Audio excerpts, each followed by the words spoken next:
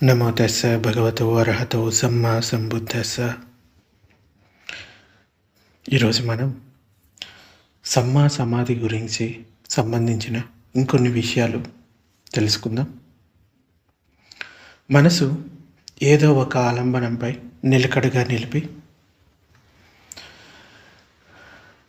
అలాగే ఉంచితే కనుక, అంటే ఆ ఆలంబనంపై నిలిపి ఉంచితే మనసు ఏకాగ్రమవుతుంది, ధ్యానం నిమగ్నమవుతుంది.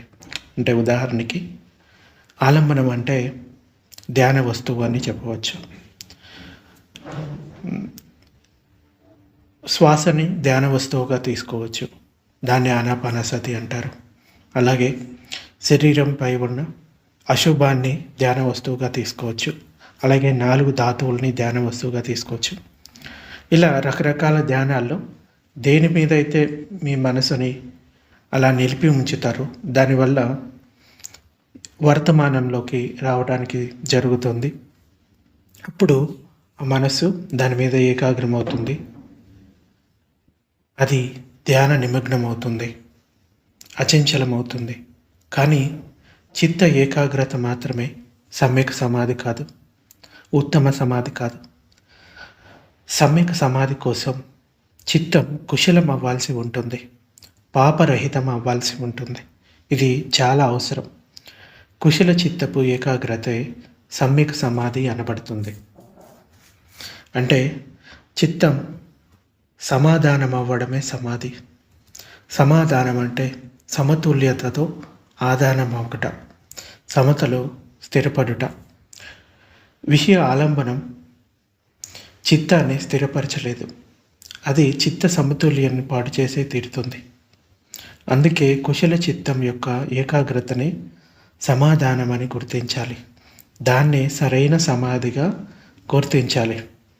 అంటే ఉదాహరణకి ఒక వ్యక్తి ఏదైనా విషయంగా దాన్ని పొందడానికి కాన్సన్ట్రేటెడ్, అంటే ఉదాహరణకి ఒక వేటగాడు ఉన్నాడు అనుకోండి, ఒక జింకను లేకపోతే ఏదైనా జంతువుని పట్టుకోవడానికి లేకపోతే దాన్ని చంపడానికి చాలా కాన్సన్ట్రేషన్ తోటి చూస్తూ ఉంటాడు.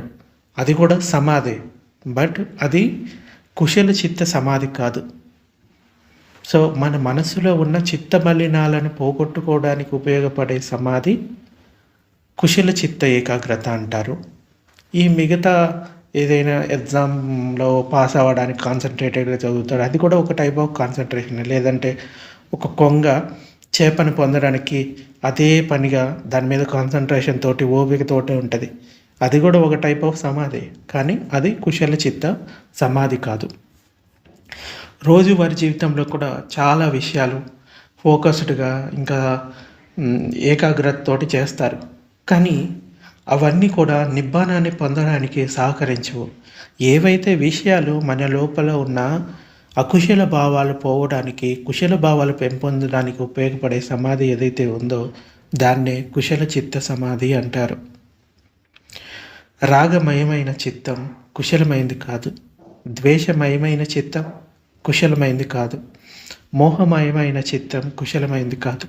రాగ ద్వేష మోహముల ఆలంబనలతో చిత్తమును ఏకాగ్రం చేసినప్పుడు ఏకాగ్రత అయితే వస్తుంది, కానీ సమాధి రాదు, సమాధానం రాదు. అలాంటి ఏకాగ్రత సమ్యక్ అయింది కాదు, శుద్ధమైంది కాదు. ఆ ఏకాగ్రతలో మన మేలు నిహితమై లేదు. రాగద్వేష మోహాలపైనే ఆలంబితమైన ఏకాగ్రత ఆయా విషయ చింతనలో లీనమైపోతుంది. అలాంటప్పుడు అది కళ్యాణకారిణి ఎలా కాగలుగుతుంది? ఏదో ఒక మత్తు పదార్థాన్ని సేవించి మంచి నిశలో, అంటే మత్తులో మునిగిపోయిన వ్యక్తి ఆ నిశాలోనే పూర్తిగా తన్మయుడైపోతాడు. అతని చిత్తం ఆ తన్మయత్వంలో లీనమై ఏకాగ్రతను కూడా పొందుతుంది. ప్రగాఢ నిద్రలో మునిగిపోయిన వాని వలె సుషుప్తి స్థితిని పొందుతాడు. వానికి లోపల బయట ఏం జరుగుతుందో తెలుసుకునే తెలివి ఉండదు. ఇదే విధంగా కొన్ని మాదక ద్రవ్యాలు, అంటే డ్రగ్స్ లేకపోతే మత్తు పదార్థాలు వాడిన వ్యక్తి మాయా మరీచికలను ఇంకా సుందర స్వప్న లోకాలను దర్శిస్తూ వాటిలో పూర్తిగా తన్మయుడవుతాడు. ఈ రెండు సందర్భాలలోనూ చిత్తం సమతను కోల్పోతుంది, సమతుల్యతను నశింపచేస్తుంది. ఇలా విషమమైన చిత్త ఆధారంగా వచ్చిన ఏకాగ్రత చిత్త సమాధానం కాదు, అంటే సరైన సమాధి కాదు, శుద్ధ సమాధి కాదు.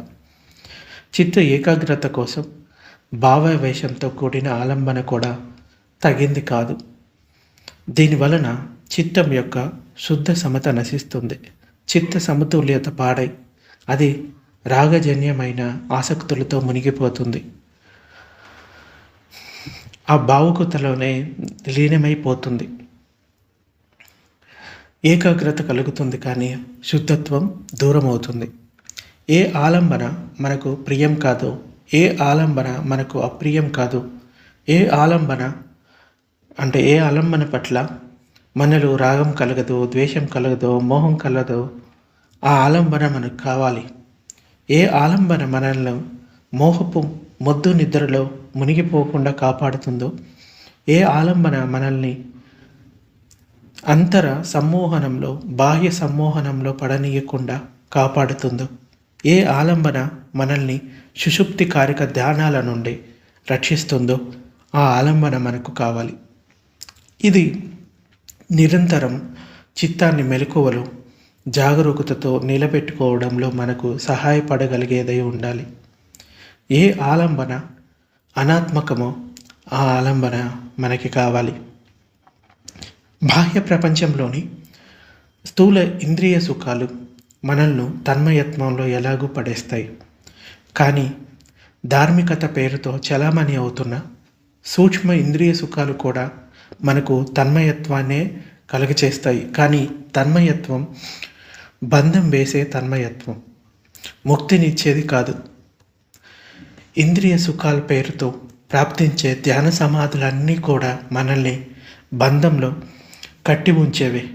కళ్ళు మూసుకొని ఏదో ఒక దివ్య మనోహర రూపమో, అంటే ఏదో ఒక వ్యక్తిని తలుచుకోవడం, వాళ్ళ రూపాన్ని మళ్ళీ మళ్ళీ తలుచుకోవడం, లేకపోతే ఆకృతి, రంగు, ప్రకాశం వంటివి కనిపించి వాటిల్లో చిత్తం ఏకాగ్రం అవడం, ఏవేవో లయబద్ధమైన మధురమైన ధ్వనులు, నాదాలు మొదలైన వాటిపైన చిత్తం ఏకాగ్రం అవ్వడం, ఏవో సుమధుర సౌరభాల రసాస్వాదనలో చిత్తం ఏకాగ్రం అవడం.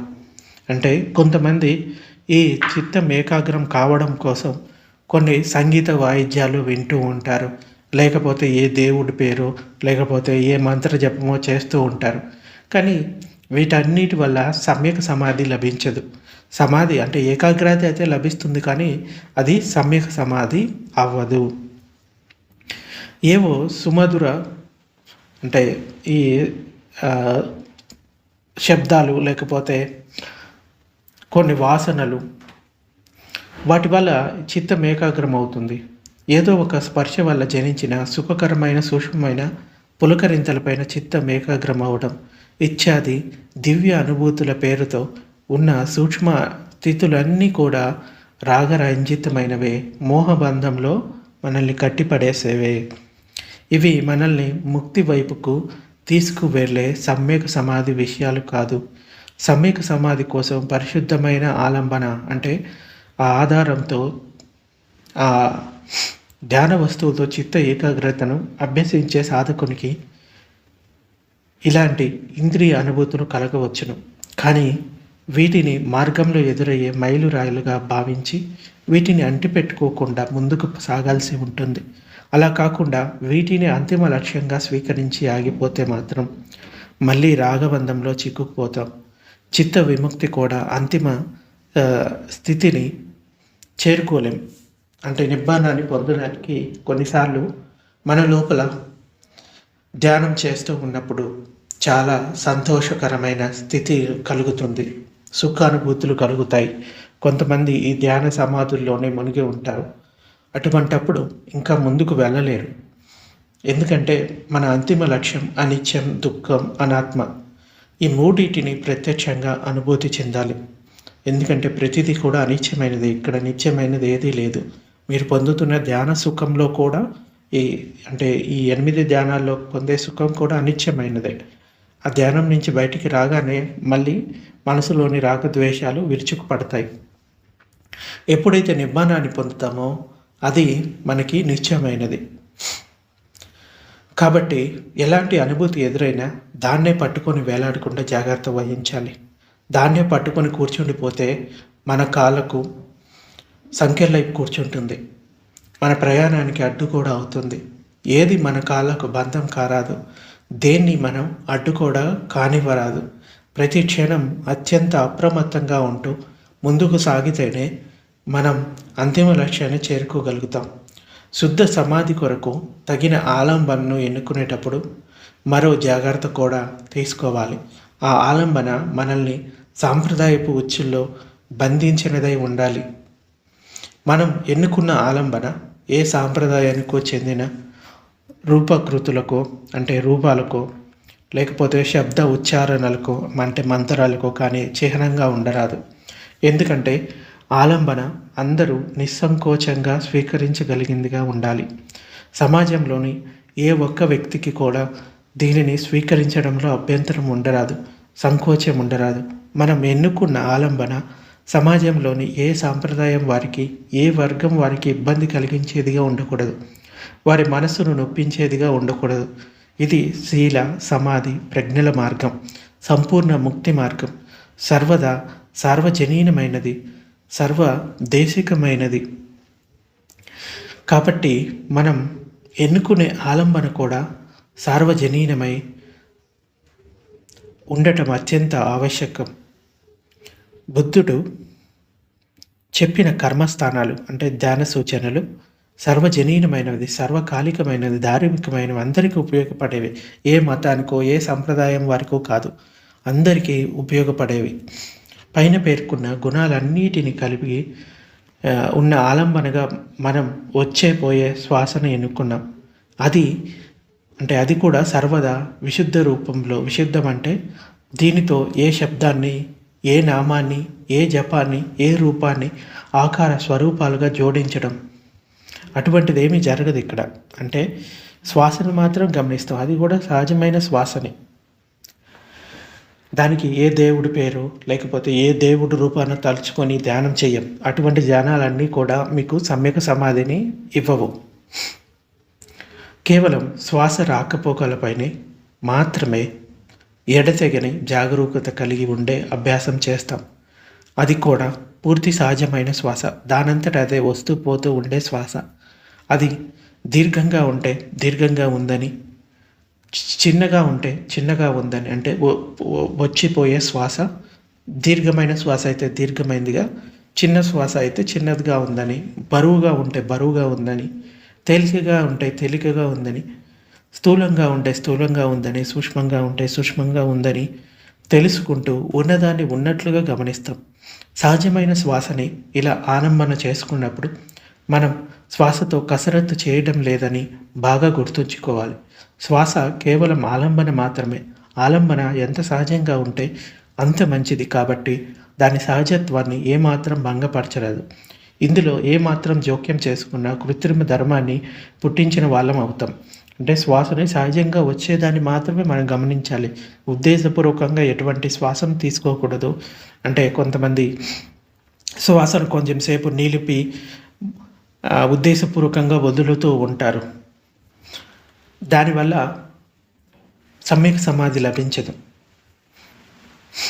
ఈ జోక్యం ప్రకృతి సిద్ధంగా వాటికవే వెల్లడయ్యే సత్యాలను తెలుసుకొనియకుండా మునుముందు మనకి అడ్డగోడలు కడుతుంది. అలాగే సహజత్వానికి ఎదురు దిశలో పయనించిన వాళ్ళమవుతాం. సహజ రీతిలో దానికదే వెల్లడయ్యే సత్యం నుండి మనం దూరమైపోతాం. ఈ చిత్తాన్ని ఏకాగ్రం చేసే పని ఎందుకు చేస్తున్నాం? అసలు ఎందుకు ఏకాగ్రం చేయాలి? చిత్తం మన మనస్సు ఏకాగ్రమయ్యే కొద్దీ అది సూక్ష్మం, తీక్షణం అవుతుంది. అంతిమమైన పరమసత్యాన్ని కప్పి ఉండే ఆవరణలన్నిటినీ ఈ సూక్ష్మము, తీక్షణము అయిన మనసుతో చొచ్చుకుపోతూ చీల్చివేయగలం. ప్రజ్ఞాచక్షువు ద్వారా స్వీయ సత్యాన్ని అనుభూతితో తెలుసుకుంటూ పరమ సత్యాన్ని సాక్షాత్కారం చేసుకోవడానికి ఇలా సూక్ష్మాతి సూక్ష్మంగా తయారైన మనసు మనకు సహాయపడే విధంగా తయారు చేసుకోవాలి. ఇలాంటి స్థితిలో ఆలంబనను ఎంత సహజంగా ఉంచుకుంటే అంత మంచిది. మనం దారి తప్పి చీకటి సందుల్లో తిరుగాడం అంటే తిరుగాడటం నుండి రక్షింపబడతాం. సరైన మార్గంలో నిలకడగా పయనించగలుగుతాం. ధ్యానం పేరుతో మనం ఇప్పుడు ప్రస్తుతంలో కూడా చాలా రకాల పద్ధతులు చూస్తూ ఉంటాం. ఒక్కొక్కరు ఒక్కొక్క రకమైన శబ్దాలను విని మైండ్ని కాన్సన్ట్రేట్ చేస్తారు, లేకపోతే ఏదో ఒక ట్రాన్స్లోకి వాళ్ళని తీసుకెళ్తారు, లేకపోతే ఏదో ఒక మంత్రం ఇచ్చి దాన్ని జపించండి అని చెప్తారు, ఏదో ఒక దేవుడి పేరు చెప్పి దాన్ని జపించమని చెప్తారు, లేకపోతే ఏ దేవుడి రూపాన్నో లేకపోతే ఏ వ్యక్తి రూపాన్నో దాన్ని ధ్యానించండి అని చెప్తారు. కానీ ఇవన్నీ కూడా మనకి పోను ముందుకు పోయే కొద్దీ అడ్డంకులుగా మారతాయి, అంతిమ సత్యాన్ని తెలుసుకొని ఇవ్వవు. అంచేత ఏదైతే సహజంగా ఉందో దాన్నే మనం ఆలంబనంగా ఎంచుకోవాలి. ఉచ్ఛ్వాస నిశ్వాసలను ఆలంబనంగా ఎన్నుకోవడానికి ఇంకో కారణం కూడా ఉంది. మనసులోని వికారాలతో శ్వాసకు ప్రకృతి సిద్ధమైన సంబంధం ఉంది. ఎప్పుడెప్పుడు మనసు వికారాలతో వికృతమవుతుందో, కోపం, భయం, కామవాసనలు, ఈర్ష్య, లోభం, ద్వేషం వంటి వికారాలు మనసులో కలిగినప్పుడు సహజంగానే మన శ్వాసలోనే మార్పు వస్తుంది. అది తీవ్రంగా స్థూలంగా మారుతుంది. మనసులోని వికారాలు తగ్గే కొద్దీ శ్వాస గమనం కూడా నెమ్మదైపోతుంది, సూక్ష్మమవుతుంది. సమాధి అభ్యాసం తర్వాత ప్రజ్ఞాక్షేత్రంలో ప్రవేశించి మనం మన మనోవికారాల బంధనాల నుండి విముక్తి కోసం కృషి చేయాల్సి ఉంటుంది. అలాంటి స్థితిలో సహజ శ్వాస యొక్క రాకపోకల ఆలంబన అత్యంత ఉపయోగకరంగా ఉంటుంది. సాధన యొక్క తదుపరి దశలో ఇది మనకు సహాయకారిగా పనిచేస్తుంది. స్థూలంగా ఉన్న శ్వాసను గమనిస్తూ చిత్తం ఏకాగ్రమయ్యే కొద్దీ శ్వాస దాని సహజ సూక్ష్మత వైపు పురోగమిస్తుంది. బాగా సూక్ష్మమై సన్నబడుతుంది శ్వాస. అంటే అసలు శ్వాస ఉందా లేదా అన్నది మనకి తెలియకుండా పోతుంది. అప్పుడప్పుడు అది సన్నని వెంట్రుకంత సన్నబడి బయటికి వచ్చి వెంటనే లోనికి పోవడం జరుగుతుంది. కొన్నిసార్లు మరీ సూక్ష్మమై సహజ కుంభక స్థితి దాకా వెళ్ళిపోతుంది. అంటే శ్వాస చలనం ఆగిపోయినట్లు అనిపిస్తుంది. అందుచేత మనకు మరో విషయం కూడా స్పష్టమవుతుంది. మనం ఎన్నుకున్న ఆలంబన స్థూలం నుండి సూక్ష్మానికి చేరవేసే గుణం కలది. ఇంకా ముందు మనం మన లోపల దాగి ఉన్న తెలియని సత్యాలన్నిటినో తెలుసుకోవాల్సి ఉంటుంది. అవి మరింత సూక్ష్మమైనవి కాబట్టే శ్వాస రాకపోకల ఆలంబన సరైన ఆలంబన, సర్వదా అనుకూలమైన ఆలంబన, అన్ని స్థితుల్లోనూ పనికి వచ్చే ఆలంబన. మన అంతర మనసులోని కర్మ సంస్కారాల ఉత్తుంగ తరంగాలు ప్రతి క్షణం ఎగిరిపడుతూ ఉంటాయి. లోపల సంవేదనలు పుడుతూ గిడుతూ నిరంతరంగా ప్రవాహమానమై ఉన్నాయి. అణువులో అసంఖ్యాకమైన స్పందనలు నిరంతరం మారుతూ ఉండే శరీర చిత్తాల ప్రవాహ స్వరూపాన్ని తెలుసుకోవాల్సి ఉంది. కానీ ఇదంతా అత్యంత సూక్ష్మ స్థాయిలో జరుగుతుంది. అక్కడికి చేరుకోవడానికి మనం మన మనసుని కూడా అతి సూక్ష్మంగా తీక్షణంగా చేసుకోవాలి. కాబట్టి ముందుగా మనం నడుస్తున్న స్థూల శ్వాస యొక్క అవిరామ ప్రవాహాన్ని గమనించడం మొదలు పెట్టవలసి ఉంటుంది. మన లోపల జరుగుతున్నదంతా అప్రయత్నంగా దానంతట అదే అనాత్మకంగా జరుగుతుంది. ఇది స్వంత సిద్ధంగా నడిచే మనశ్శరీరాల అవిరామ ప్రవాహం. అంతర్జగత్తులో అనుక్షణం జరుగుతున్న సృష్టి లయల అంటే పుడుతూ గిడుతూ ఉన్న ఆ ప్రవాహ స్థితిని నిరీక్షించడానికి మనకు శ్వాస ఆలంబన అవసరమవుతుంది. మన శరీరంలో శ్వాసకు ఈ ప్రత్యేకత ఉంది. నేను ఊపిరి తీసుకుంటున్నాను అనే ఆత్మస్థితి నుండి శ్వాస దానంతట అదే నడుస్తుంది అనే అనాత్మస్థితి తెలిసి వస్తుంది. తెలిసిన దాని నుండి తెలియని దాని వరకు చేరుకోవడానికి సుపరిచితమైన నది ఈ ఒడ్డు నుండి అపరిచితమైన ఆ ఒడ్డుకు చేరుకోవడానికి ఈ శ్వాస ఒక వంతెనలా పనిచేస్తుంది. అందుకని శ్వాస ఆలంబన సర్వదా ఉపయుక్తమైనది. మనం అభ్యాసం ప్రారంభించిన శీల, సమాధి, ప్రజ్ఞ ఇంకా విముక్తి ఈ మార్గం సాధనా క్షేత్రంలో మనల్ని ఎంత లోతుల వరకు తీసుకువెళ్తుందంటే అక్కడ మనం స్వాభావికాన్ని పరమార్థ సత్యాన్ని అనుభూతికి తెచ్చుకోగలుగుతాం. దీని కొరకు మనం ఈ క్షణంలో అంటే వర్తమానం అనుభూతికి వస్తున్న యథాభూత సత్యాన్ని నిరీక్షణ చేసే అభ్యాసం చేయడం అవసరం. అంటే ఏది యథాభూత సత్యం ఉందో దాని వర్తమానంలో తెలుసుకోవడం. ఎందుకంటే అంతిమ పరమార్థ సత్యం ఈ క్షణంలో సాక్షాత్కారమయ్యే సత్యమే కానీ గడిచిపోయిన క్షణానిది కాదు. అలాగే రాబోయే క్షణానిది కాదు. రాబోయే క్షణం గురించి ఊహలు కల్పనలు మాత్రమే చేయగలుగుతాం, అంటే భవిష్యత్తు గురించి. కనుక పరమ సత్యాన్ని సాక్షాత్కరించుకోవడం కోసం వర్తమాన క్షణాల్లో ప్రకటితమవుతున్న స్థూల సత్యాలను సావధానంగా జాగరూకతతో ఎరుకతో గమనిస్తూ ఉంటే సూక్ష్మ సత్యాలపైన కమ్ముకున్న అజ్ఞానపు పొరలు తొలుగుతూ పోతాయి. ఆ పైన అనుభూతికి వచ్చే వర్తమాన సూక్ష్మ సత్యాల ఆవరణలను కూడా ఛేదిస్తూ సూక్ష్మ స్థితిలో గల అంతిమ పరమ సత్యాన్ని సాక్షాత్కరింపజేసుకోగలుగుతాం. దీనికోసం చిన్న చిన్న వర్తమాన క్షణాల్లో కూడా జీవించగలిగే అభ్యాసం చేయాలి. ఆ అభ్యాసమే మన మొత్తం సాధన యొక్క రుజుమార్గం, సరైన మార్గం. ఇదే రాజమార్గం. ఈ క్షణంలో జీవించే అభ్యాసం చేయడం కోసం ఈ క్షణంలో శరీరంలో జరిగే స్థూల ఘటన అనగా లోనికి వచ్చే శ్వాస మరియు బయటికి వెళ్ళే శ్వాస పట్ల ఎరుకను జాగరూకతను పెంపొందించుకోవడం నేర్చుకోవాలి. ఇలా చేస్తూ ఉన్నప్పుడు గతంలోని చేదు తీపి భయ ఆందోళనలు ఇంకా కోరికలు కానీ మనసు మీద మేఘాల వలె కమ్ముకుంటూ, అంటే అవి రాకుండా కమ్ముకోకుండా జాగ్రత్త వహించాలి. కేవలం శుద్ధ శ్వాస రాకపోకల ఎరుకను మాత్రమే కలిగి ఉండాలి. భవిష్యత్తు కాలాల చేదు ఘటనలు, తీపి గుర్తులు, శంకలు అంటే సందేహాలు, కల్పనలు మొదలైనవన్నీ రాగద్వేషాలు పుట్టిస్తాయి.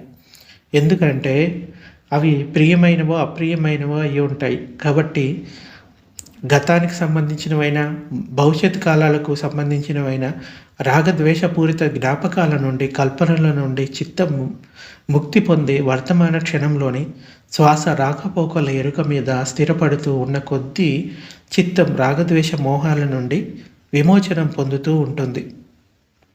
అంతేకాదు అది మెలకువతో ఉంది కనుక మోహం నుండి అది ముక్తి పొందుతుంది. శ్వాసను గమనిస్తూ ఉన్నప్పుడు మన మనసులో దాని పట్ల ప్రియమైన భావం కానీ అప్రియమైన భావం కానీ జనించదు. దాని పట్ల ఆకర్షణ కానీ వికర్షణ కానీ ఉండదు. రాగము కలగదు, ద్వేషము కలగదు. అలాగే ఉపచార సమాధి, అర్పణ సమాధి విషయాల గురించి కూడా తెలుసుకుందాం. ఇవి ధ్యాన సమాధుల్లో మనకి ఎదురయ్యే అనుభవాలు. ఉపచార సమాధి, అర్పణ సమాధి పొందడానికి సహాయకారిగా ఉంటుంది. ఈ అర్పణ సమాధిని ప్రజ్ఞ కోసం ఉపయోగించుకోవాలి. అంటే ప్రజ్ఞ వృద్ధి అయ్యే దిశగా సమాధిని నడిపించాలి. దీనికోసం మనసు యొక్క ప్రాథమిక ధర్మమైన పరిశీలనను సమ్యక్ రీతిలో కొనసాగించాల్సి ఉంటుంది. మనసు యొక్క సహజ ధర్మమైన ఆలోచనల నుండి మనసుని పరిశీలనపై ఏకాగ్రం చేయాలి. ఈ పరిశీలన శరీరపు అనిత్య అనాత్మక ధర్మాలపై కొనసాగించాలి. ఇలా ఎంతసేపు మనసు ఆలోచనలపైకి పోకుండా ఉంటుందో, ఈ ధర్మాలపై లగ్నమై ఉంటే అంతసేపు సమాధి కుదిరిందని భావించాలి. ఇలా కుదిరిన సమాధి ఏదో ఆలోచన వలన భగ్నమైతే మరలా మనసుని ఆ ధర్మాల అంటే సంవేదనల పరిశీలనలపై ఉంచాలి. ఇలా చేయగా మనసు ఎక్కువసేపు పరిశీలనపై నిలిచి ఉంటుంది. దీనినే ఉపచార సమాధి అంటారు. అంటే సత్యానికి దగ్గరగా ఉన్న సమాధి అనే అర్థం. ఈ స్థితి అనిత్యతను అనాత్మకతను పరిశీలించడానికి అనువైందిగా ఉంటుంది.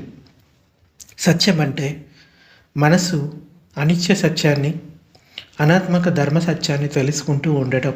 ఇలా తెలుసుకుంటూ స్థూల ధర్మం నుండి సూక్ష్మానికి ప్రయాణిస్తూ ఉన్నప్పుడు మనసు సూక్ష్మాతి సూక్ష్మమైన సంవేదనలు తెలుసుకుంటూ ఆ అనుభూతిలో స్థిరంగా ఉండిపోతుంది. ఎందుకంటే ఆ సంవేదనలు అత్యంత సుఖవంతంగా ఉంటాయి.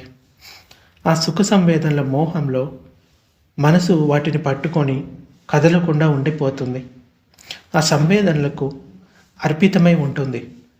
ఈ సమాధి అర్పణ సమాధి అయినా దీనిని సమ్యక్ సమాధి అనరు. అయితే ఈ సమాధి స్థితిలో కూడా ఆ సూక్ష్మ సంవేదనలు అనిత్యం, అనాత్మకం అనే సత్యాన్ని ప్రజ్ఞతో తెలుసుకుంటూ స్థిరంగా ఉంటే అది పరమ సత్యానికి చేరుస్తుంది. ప్రజ్ఞతో కూడిన అర్పణ సమాధి నిజమైన అర్పణ సమాధి అవుతుంది. ఈ సమాధి దుఃఖ నిరోధానికి సహాయపడుతుంది. ఇక్కడ మనము విషయాన్ని తెలుసుకుందాం. మన సతి అంటే ఎరుక, మన సమాధి ఏదో ఒక ఆలంబనపై మొదలవుతుంది. ఆ ఆలంబన అంతర సమాధి స్థితుల్లో గాఢతను పొందే కొలది మరో సూక్ష్మ ఆలంబనను పొందే వరకు దారితీస్తుంది. మొదటి ఆలంబనను ఉగ్గహ నిమిత్త అంటారు. తర్వాత ప్రజ్ఞ వలన మనకు లభించే సూక్ష్మ ఆలంబనను పటిభాగ నిమిత్త అంటారు. ఇలా ఆలంబనలు మారుతూ అనిత్య, అనాత్మక ధర్మాలను పూర్ణంగా అనుభూతిపరంగా తెలుసుకునేటట్లు చేస్తాయి. ఈ జ్ఞానం దుఃఖ విముక్తిని కలిగిస్తుంది. సమాధి ధ్యానంలో మరో ముఖ్యమైన విషయం దృఢ సంకల్పం అంటే అధిష్టానం ఉండాలి. అంతర సంవేదనలు వాటి ఆధారంతో అంతర సత్యాలను పరిశీలించే సమయంలో మనసుతో పాటు శరీరాన్ని కూడా కదలని నిశ్చల స్థితిలో ఉంచుకోవాలి. శరీరం కదిలినప్పుడు మనసు సూక్ష్మ సత్యాల నుండి స్థూల సంవేదనల మీదకు సహజంగానే ఏకాగ్రమైపోతుంది. అప్పుడు సూక్ష్మ సత్యాల కొరకు మరలా ప్రయత్నం మొదలు పెట్టాల్సి వస్తుంది. కనుక అధిష్టానంలో చేయవలసిన పరిశీలన అసంపూర్ణం అవుతుంది. అధిష్టానంలో తెలుసుకోవలసిన సత్యం ఏంటంటే పరిత్త చిత్తం యొక్క పరిధిని, అంటే కాన్షియస్, అన్కాన్షియస్. కాన్షియస్ అంటే పరిత్త చిత్తం, అన్కాన్షియస్ అంటే మహద్గత చిత్తం. ఈ పరిత్త చిత్తం యొక్క పరిధిని దాటి మహద్గత చిత్తం యొక్క లోతులు తెలుసుకోవాలంటే అధిష్టానం అవసరమవుతుంది. మనసు యొక్క చర్య, ప్రతిచర్యల రహస్యం తెలిసి వస్తుంది. దుఃఖ స్వరూపమైన అనుషయ క్లేశాల ఉనికి మనకి తెలుస్తుంది. అవి వాటి అనుకూల పరిస్థితుల్లో మరల మొలకెత్తడం తెలుస్తుంది. మహద్గత చిత్తంలోని అనుషయాలు మరల పరిత్త చిత్త పరిధిలోకి రావడం తెలుస్తుంది. ఇంకా వాటిలో అంటే వాటిని ప్రజ్ఞతో సాక్షిగా పశ్యన చేయడం వలన వాటిని దాటిపోవడం కూడా తెలుస్తుంది. అనుషయ క్లేశాలనే దాగి ఉన్న దుఃఖ సముదాయం అని కూడా అంటారు.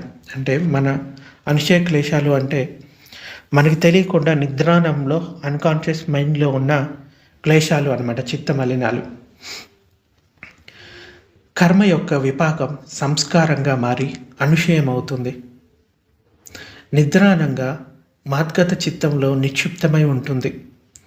బీజాలకు ఏ విధంగా అనుకూల పరిస్థితులు రాగానే అవి మొలకెత్తుతాయో అలాగే బీజ రూపంలో ఉన్న అనుషయ క్లేశాలు ఫలిస్తాయి.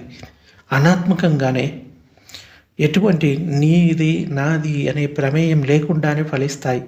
ఇంకా వీటి గురించి సమ్యక్ దృష్టి చాప్టర్లో చాలా చెప్పుకున్నాము. ఒకసారి వినాలి అనుకుంటే సమ్యక్ దృష్టికి సంబంధించిన విషయాలు వినండి. శరీరంలో జరిగే సహజ ఘటనను ఆసక్తి లేని ఒక ప్రేక్షకుడిలా మాత్రమే చూడటం నేర్చుకుంటాం. భూత భవిష్యత్తుల బంధనాల నుండి విముక్తులై రాగద్వేషాల ఉచ్చు నుండి బయటపడి ఈ క్షణంలోనే జీవించే మొదటి ప్రయత్నం మొదలు పెడతాం. చిన్న అడుగులతో బుడిబిడి అడుగులు పడుతూ లేస్తూ నడక నేర్చుకునే చిన్న పిల్లాడిలా ప్రారంభమైన ఈ ప్రయత్నం నిరంతర అభ్యాసంతో అభివృద్ధి చెందుతూ ఒకరోజు దృఢమైన బలమైన తడబడని అడుగులతో యాత్రను పూర్తి చేసే యోగ్యత కలిగిన వారిగా మనల్ని తీర్చిదిద్దుతుంది. సమ్యక్ సమాధిని పరిపుష్టం చేసుకోకుండా మనం ఈ క్షణపు లోతుల్లోకి దిగలేం. ప్రజ్ఞాక్షేత్రంలో నిలదొక్కుకోలేం. సమ్యక్ సమాధి అంటే సరైన రీతిలో పరిపుష్టం చేయడం కోసం చిత్తానికి ఈ క్షణపు యథార్థ అనుభూతికి సంబంధించిన కల్పన రహితమైన నిర్దోషమైన ఆలంబనను ఇవ్వాలి. శ్వాస రాకపోకల ఎరుకే ఆ ఆలంబన. దీని ఆధారంగా ఈ క్షణంలో జీవించడం నేర్చుకుంటూ రాగవిహీనం, ద్వేషవిహీనం, మోహవిహీనమైన అకుశల చిత్తం యొక్క ఏకాగ్రతను పరిపుష్టం చేసుకోవాలి. శరీరంతోనూ మనసుతోనూ చేసే దుశ్చర్యల నుండి మనల్ని కాపాడుకోగలిగే సామర్థ్యాన్ని వృద్ధి చేసుకోవాలి. ప్రజ్ఞలో పుష్టి చెంది మాలిన్యపూరిత చిత్త వికారాలను పెకిలించి వేస్తూ మానసిక దుష్కర్మల నుండి దూరంగా ఉంచగలిగే శక్తిని పెంపొందించుకోవాలి. ఈ విధంగా పొందిన శుద్ధ సమాధి మంగళదాయకమైనది, శుభాన్ని చేకూర్చేది. శ్వాస రాకపోకల పట్ల ఎరుక కలిగి ఉండి అభ్యాసం చేస్తూ సమాధిని పరిపుష్టం చేసుకోవాలి. సమాధి పరిపుష్టి చెందడం వల్ల శీలం కూడా పుష్టి చెందుతుంది. శీలం సమాధి పుష్టి చెందినప్పుడు ప్రజ్ఞ కూడా అభివృద్ధి చెందుతుంది. శీల సమాధి ప్రజ్ఞల పరిపుష్టిలోనే విముక్తి ఉంది. వికారాల నుండి విముక్తి, దుఃఖాల నుండి విముక్తి, అవిద్య అజ్ఞానాల నుండి విముక్తి. సో ఈ సమాధిని సరైన సమాధిగా మార్చుకొని మనం ధ్యానాభ్యాసం అనేది చేయాలి. మనం ఒక విషయాన్ని గుర్తుంచుకోవాలి, మనం మన లోపల ఉన్న రాగాన్ని పెంచుకోవడానికి కాదు ఈ ధర్మం, విరాగానికి తీసుకొని పోయేది. మన లోపల ఉన్న అన్ని రకాల కోరికలను వదిలించేసేది, అంటే వైరాగ్యం వైపుకు తీసుకువెళ్ళేది. మన లోపల ఉన్న చిత్త క్లేశాలను పూర్తిగా మట్టుపెట్టేది. ఇటువంటి ధర్మాన్ని మెల్లమెల్లగానే మనం అభ్యాసం చేస్తూ చిన్న చిన్న అడుగులు వేస్తూ అయినా కానీ సరైన దిశలో అడుగులు వేయడం చాలా ముఖ్యం. సరైన మార్గాన్ని ఎంచుకోవడం ముందు చాలా ముఖ్యం.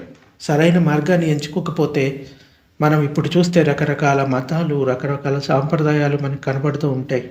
వాటిల్లో ఏది సరైంది ఏది కాదు అనేది తెలుసుకోవడంలోనే జీవితం మొత్తం అయిపోతే ఇంకా ఈ మనసుని సరైన మార్గంలో తీసుకువెళ్ళే సాధన ఎప్పుడు మొదలు పెడతాం? అంచేత మనకి ఏదో ఒక విషయం బాగా స్పష్టంగా తెలిసి వస్తుంది, ఈ ధర్మంలో నేను ముందుకు వెళ్ళగలుగుతాను అని. అప్పుడు ఒకే ధర్మాన్ని పాటిస్తూ, ఒకే ధర్మం అంటే శీలం సమాధి ప్రజ్ఞ, మన మనసులోని కల్మశాలని పోగొట్టుకోవడానికి ప్రయత్నించాలి. సో ఇది ఈరోజు ప్రవచనం.